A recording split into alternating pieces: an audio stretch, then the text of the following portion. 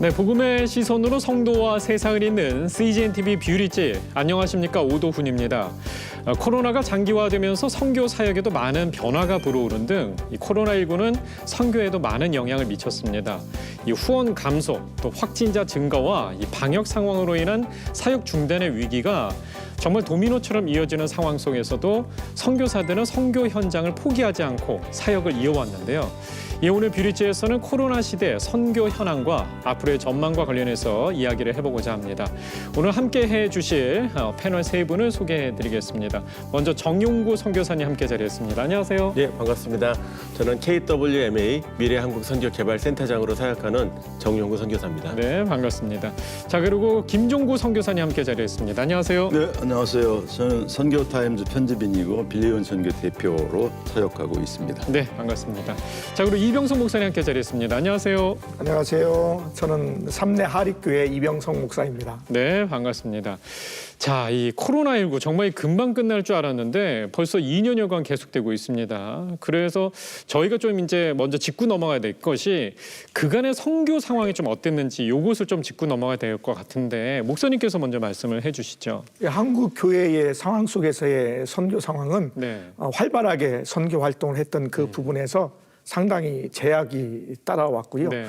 우리가 뭐 눈에 보이는 그 활동으로 단기 선교들을 많이 했는데 실질적으로 직접 선교지에 방문해서 선교사들을 돕고 또 활동했던 그런 부분에서 상당히 어려움을 겪게 되었습니다. 만날 수가 없으니까요. 그렇죠. 예. 그리고 대규모로 모이는 그 선교단체의 선교대회라든지 또 포럼 또 여러 가지 선교 세미나 등에 함께 참여하는 것도 사실 어렵게 되었습니다. 네, 아예 못했죠. 그렇죠. 네네. 이와 더불어 한국교회 참 어려움도 찾아왔는데 예. 그 교인 수의 감소 또 재정의 감소 예. 이것이 선교지와 연관되면서 선교사들을 돕는 일도 좀 부족하게 되었습니다. 네.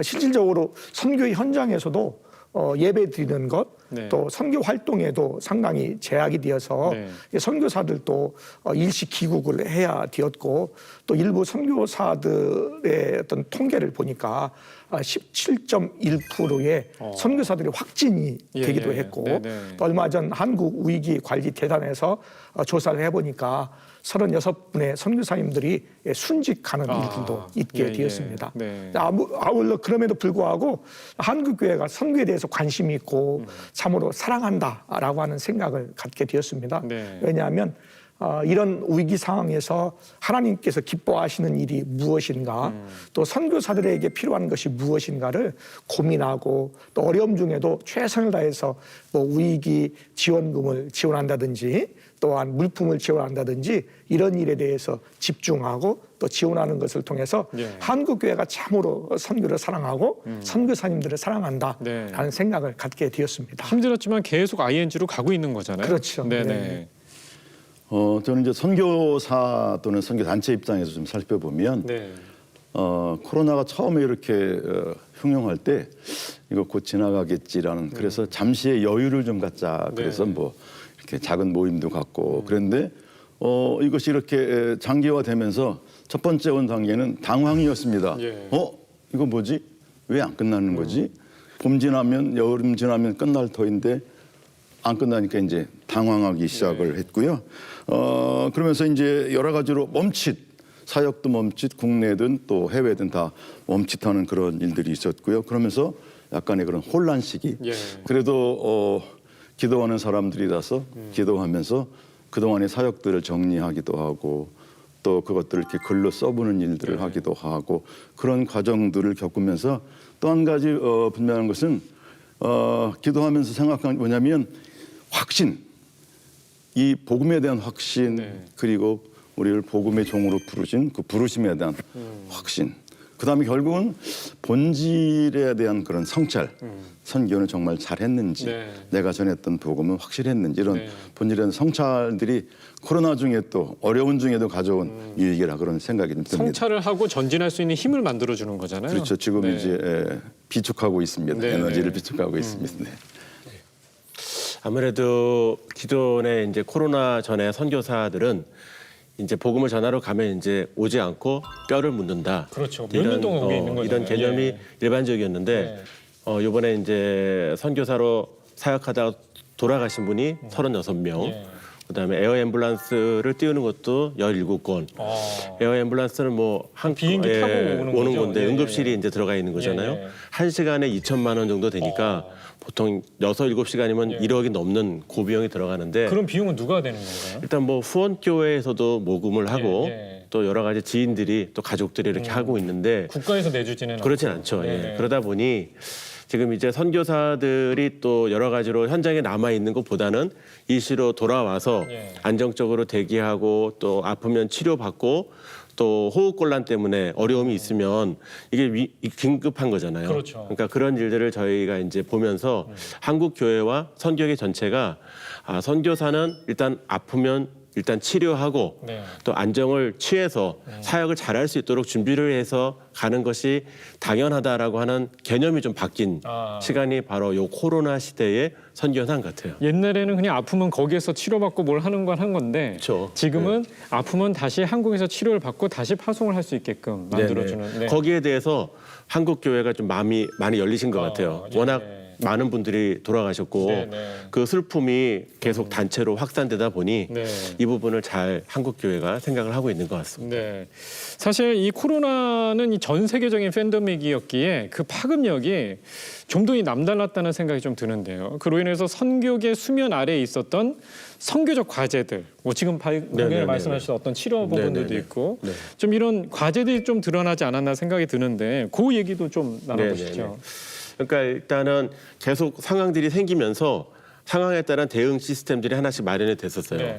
그래서 제일 먼저는 그 선교지의 선교사님들이 그 현장에서도 치료를 받을 수 있는데 의사가 없고 의료가 붕괴됐으니까 원격 의료 상담이라고 하는 시스템들이 이제 얘기가 되면서 뭐 원격으로 선교지에서도 진단을 받을 수 있게. 그럼 한국의 의사 선생님이 선교지에 있는 나가 있는 그 선교사 분들을 이제 치료와 관련된 정보를 주는 거죠. 정보도 주고. 처방은 이제 법적으로 규제가 돼 있는데 의료 상담은 되는 거예요. 그러니까 이게 선교지에서 갑자기 호흡곤란이 왔는데 이거 어떻게 해야 될까요? 이거 어떻게 될까를 모르는데 현지 의사들은 의료 수준이 낮기 때문에 판독도 잘 못하고 그러다 보니까 이 데이터들을 한국으로 보내주면 원격 의료로 그것을 보고 판단하기도 하고 또 한국에 들어오시는 분들의 선교사님들의 어떤 자가격리 비용이나 이런 게 상당히 많이 들거든요. 그런 것도 좀 모아서 시스템적으로 자가격리도 하고 그다음에 선교사님들이 들어오게 되면은 아무래도 이제 의료용 산소 발생기가 이제 현장에서 많이 필요했어요. 익숙하지 않은 용어였는데 현지 의료가 붕괴됐을 때 산소 호흡기가 들어가야 될 때 이게 없어서 돌아가신 분이 꽤 많았어요. 그래서 적절한 처방을 못 받고 치료를 못 받으니까. 한 150만 원 정도 되는 산소 발생기가 있는데 요거를 산소포화도 측정을 하고 선교사들에게 연결하면 생명이 살아나는 거. 근데 이거는 우리가 도와줄 수 있는 거잖아요. 그래서 이런 프로젝트가 생겼고 또 선교사님들 중에 이제 한국 생활이 이제 길어지는 거예요.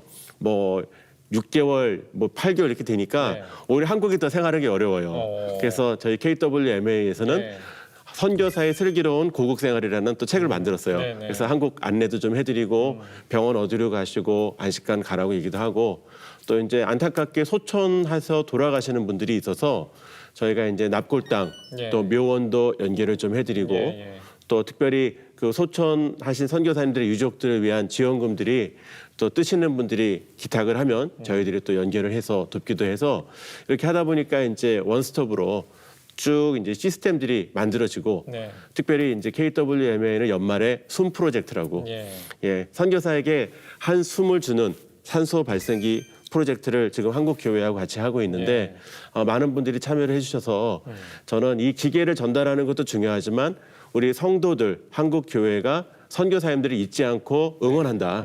이 메시지를 이 산소 발생기를 통해 보내주려고 숨 프로젝트가 지금 진행이 되고 있습니다. 그렇군요. 어떻게 보면은 사실 선교사 분들의 건강을 뭐 옛날에는 생각하지 않았던 건 아니지만 더 코로나 시대 때문에 더 깊이 생각하고 더 행위로서 할 수 있는 것들이 좀 많아진 것 같은데 또 다른 또 드러나지 않았던 과제들은 또 어떤 것들이 있었나요?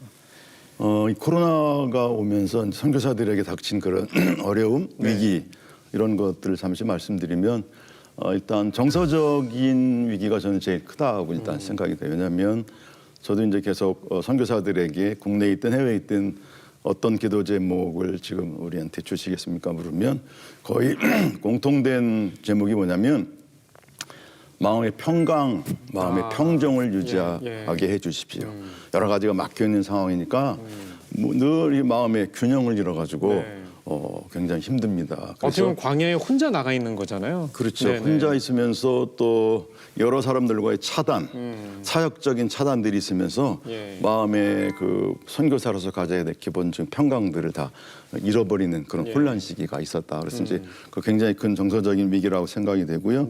또 육체적으로 본다면 뭐 이제 질병은 아까 말씀하셨으니까 부부가 함께 고국에 들어왔다가 내가 먼저 들어갈게. 당신 한 2주 후에 들어와 그랬는데 그 사이에 이제 그 하늘길이 막힌 거예요. 그래서 지금 1년, 2년 넘게 부부가 이렇게 좀 표현이 그렇지만 생이별을 하고 있는 그런 어려움들이 있기도 하고요. 사역적으로는 이제 한국에 들어와서 출국하지 못하는 경우가 아주 많이 있지 않습니까? 그러니까 사역이 이제 중단되거나 또는 어떻게 됐는지 소식을 알 수 없는 그런 혹시 붕괴되지 않았나 하는 그런 염려들이 있고요. 또 설령 선교지에 있다 하더라도 지역 간의 이동이 걔들 좀 이렇게 제한적이니까 그것도 어려움이고 그다음에 선교지에 있지만 또 현지에 있는 사람들이 외부인들과의 접촉 이런 걸 좀 이렇게 상당히 꺼려하는 시기가 있었습니다. 그래서 그런 것들 때문에 겪는 사역을 해야 살든 사역을 해야 에너지가 솟던 선교사들이 그런 걸 할 수가 없으니까 너무너무 힘들어하는 그런 면에서 위기를 제가 좀 말씀드려봤습니다. 네. 뭐 한국교회 전반적인 상황에서 이 위기가 닥쳤을 때에 선교사의 위기는 선교사 가족의 위기이기도 하고 그렇죠. 또 이 선교 사역의 위기이기도 하거든요. 그래서 이제 위급한 때니까 한국교회의 여러 교회들은 선교사들이 일시 귀국하는 일에 양해를 많이 해 주셨고 또 들어왔을 때에 자가격리 기간이 좀 필요했는데 그런 시설을 이용할 수 있도록 여러 교회들이 이렇게 지원하기도 하고 또 연결해 주는 일들을 함께 했습니다. 그리고 말씀하셨듯이 장기간 이렇게 국내에 체류하다 보니까 선교사들은 불안하거든요. 빨리 선교지로 나가야 되는데 가서 사역을 해야 또 한국교회에 그래도 무언가 보답하는 것 같은 그런 느낌이 있기 때문에 그런 불안감을 그래도 한국교회에서는 좀 기다려주고 또 그런 가운데에 이분들이 마음의 평안을 얻을 수 있도록 자꾸 격려해주는 그런 일들을 많이 한 것 같습니다. 또 어려운 그런 재정적인 상황이나 할지라도 선교사가 그 선교 현장에 없다 할지라도 필요한 것은 계속해서 선교사에게 그 어떤 재정이나 또 물적 지원들이 필요한데 그런 것들 계속해서 동일하게 지원했던 부분들이 한국교회의 좋은 모습이다라고 볼 수가 있겠습니다. 지금 말씀하신 것처럼 선교사들이 정말 힘들었을 것 같은데요. 선교사들이 그러면 앞으로 어떻게 해야 될까요? 이 코로나 상황이 계속되고 있는 상황에서. 그래서 여러 가지 이제 방안들을 우리가 생각하고 또 고민도 많이 할 것인데요. 현재의 그 선교사들이 국내에 계속해서 오래 머물러 있을 경우에는 그 사역의 공백을 좀 해소해 줄 수 있는 그런 작업들이 좀 필요한 것 같아요. 그래서 그분들과 함께 이렇게 소통하고 만나고 또 사역할 수 있는 길을 열어주는 것도 참 필요하겠다라는 생각을 해보았습니다. 또한 우리 이제 선교지의 여러 상황을 보면 위기에 닥쳤을 때 어떻게 대응하는지에 대한 선교사의 참으로 어려운 부분들이 그런 있거든요. 매뉴얼 같은 것들이 없잖아요. 그렇죠. 네네. 그래서 이번에 이제 각 교단별로 또 KWM에서 그런 것을 잘 준비해서 체계적으로 했는데 앞으로 더 큰 일들을 좀 더 세분해서 상황별로 만들어가는 그런 매뉴얼이 좀 있었으면 좋겠다라는 생각이 듭니다. 네, 그렇군요. 다른 방법도 어떤 것들이 있을까요? 저는 이제 작년이군요. 벌써 작년 7월에 KMQ 한국선교라는 거기서 이제 포럼을 했습니다. 포럼할 때 제가 25개 단체, 교단 선교부 또는 선교 단체들을 중심으로 이렇게 설문조사를 해서 발표한 그런 것이 있습니다. 그때 결과들에 보면 첫 번째 고민은 선교 방법에 대한 고민입니다. 기존의 방법, 전통적인 가고 보내는 그런 방식에 그다음에 현장에서 대면으로 하던 그 방식 그러다가 이제 코로나가 오면서 아주 급격하게 비대면 방식 이렇게 이제 사용되고 있는 그다음에 이제 선교사를 선발하는 데 있어서 지금도 엄격하게 분명한 소명을 확인하고 사역적 은사라든지 이런 것들을 확인하고 실은 선발을 했는데 조금 더 강화하겠다라는 왜냐하면 선교지의 환경이 너무 열악해지니까 이런 뭐 역병도 오기도 하고 또 여러 환경들이 변화들이 오니까 거기서 이런 소명감들이 분명하지 않은 분들이 있으면 이제 더 혼란스러워지니까 더 힘들어하겠죠. 그렇죠. 예, 예. 그래서 그런 것들을 더 분명히 하고 훈련도 더 강화해서 예. 정말 이제 소수정예처럼 군대처럼 이렇게 만들겠다는 그런 의견들이 좀 있었고요. 그다음에 선교지를 보통 선교 단체들은 선교지를 이렇게 정해놓고 있거든요. 이제 교단 선교부는 전 세계를 아우르지만 예. 뭐 우리는 뭐 미개척 지역이라든지 아니면 뭐 중동이라든지 뭐 이슬람권이라든지 불어권이라든지 이런 것들을 정하는데 이번에 이런 겪으면서 그걸 조금 이렇게 완화하는 단체들이 생겼습니다. 예. 어떤 단체는 어떤 지역, 어떤 네. 종족 고집하던 것을 조금 넓혀서 열리는 지역으로 가겠다는 이제 그런 의견들을 많이 볼 수 있었고요. 네. 이런 것들을 통해서 출구 전략을 염두에 둔 네. 그런 선교를 하겠다고 여러 단체들이 같은 그런 생각들을 모은 것을 발제한 적이 있습니다. 예. 네. 지금 이제 코로나 앞으로 어떻게 될 거냐. 그래서 저희는 직접 물어봤어요 선교사들한테. 뭐라고 그러세요? 지난 11월 달에 네. 그 KWMA하고 목회 데이터 연구소가 네. 질문 문항을 한 40개를 만들어놔서 예. 코로나 시대의 선교사의 의견 조사라고 하는 내용으로 선교사님들이 얘기를 해주셨는데 그 목회 데이터 연구소의 이 지용근 소장님은 갤럽에서 일을 오래 하셨거든요. 예. 근데 이렇게 저랑 준비하다가 통계 발표를 하는데 자기가 은혜를 받았다는 거예요. 어떤 은혜요? 아니 지금 코로나 때문에 힘들고 어려워서 예. 선교사들 철수도 많고 가능성도 많은 기회인데 조사에 선교사의 91%가 계속 선교지로 가고 싶다는 거예요. 예. 그러니까 본인이 전일이 왔다요. 예, 조사하면서. 네. 코로나 때문에 사역의 불투명성이 너무 많은 이 시점에서 네. 선교사들이 91%나 나는 다시 돌아가겠다. 이거는 정말 모든 분들이 함께 기억해주고 예. 또 격려해주고 선교사에게 힘이 되어줘야 되는 시간이 될 것 같고요. 그 한국 교회의 어떤 선교비에 대한 부분도 좀 언급이 통계에서 이번에 진행이 됐는데 재정적인 부분이죠. 예, 아무래도 한국 교회도 어려우니까 네. 줄었다라는 문항수의 답변들이 좀 더 많았고 네. 또 반면에 그렇지만 그럼에도 불구하고 아까 말씀하신 것처럼 한국 교회가 계속적으로 러브콜을 보내는 것 같아요. 예. 선교사들 힘내라고 하는 어떤 자가격리 숙소 지원이라든지 네. 또 에어 앰뷸런스 비용이 많이 드는데 그런 부분들을 이렇게 돕는 거. 그리고 이제 교단하고 이제 선교 기관에 대한 신뢰도를 물어봤었어요. 예. 코로나 때 좀 잘 도와줬느냐, 또 아니면 잘했냐라고 했는데 선교사님들이 이 부분에 대해서는 이제 좀 더 이렇게 많은 또 도움이 필요하다라고 얘기를 한 거 봤는데 저희가 이제 데이터 연구소하고 저희가 분석한 거는 예. 교단이나 선교 기관도 정말 최선을 다하거든요. 그런데 이게 좀 전달이 좀 잘 안 되는 부분도 많이 있고 네. 지금 저희 KWMA도 자가격리 숙소 비용 지원 신청서도 있고 또 여러 가지 시스템들이 있는데 선교사님들이 좀 잘 알 수 있는 예. 그래서 아마 모르고 혜택을 못 받는 부분도 예. 있으니까 네. 원격 의료 상담은 너무 좋은 거예요. 왜냐하면 진짜 어떤 상황 속에서 그 현장에 있는 그 의료진이 그 분석할 수 없는 거를 예. 저희 이거는 그 한국의 소방청에서도 그 도움을 받을 수 있거든요. 예. 119는 응급만. 예. 그러나 원격으로 상담을 디테일하게 해주고 만약에 한국으로 후송이 되면 그 쌓인 데이터들로 바로 골든 타임을 살릴 수 있으니까 네. 이런 위기 관리나 그 어려움들을 선교사님들이 좀 다 알아서 예. 우리가 좀 같이 고민하고 이런 부분에 대해서 우리가 위기의식을 같이 훈련하고 공감하고 대응을 준비를 하면 한 분의 생명을 우리가 살릴 수 있는 기회가 되는 거죠. 네. 네네. 사실 CGN TV가 전 세계에 방영이 되거든요. 또 선교 사역제도 방영되기 때문에 이 방송을 보고 있는 선교사님들 꼭 명심하시고 많은 좀 혜택이 있는데 그런 것도 참고하시기 바랍니다. 사실 이 세상은 코로나로 인해서 모든 것이 좀 멈췄다고 이야기를 합니다. 선교 사역에도 적지 않은 영향을 미쳤는데요. 하지만 이 멈추 속에 이 숨겨진 하나님의 메시지를 발견하는 것이 새롭게 발견될 선교 전략의 핵심이 아닐까라는 생각이 듭니다.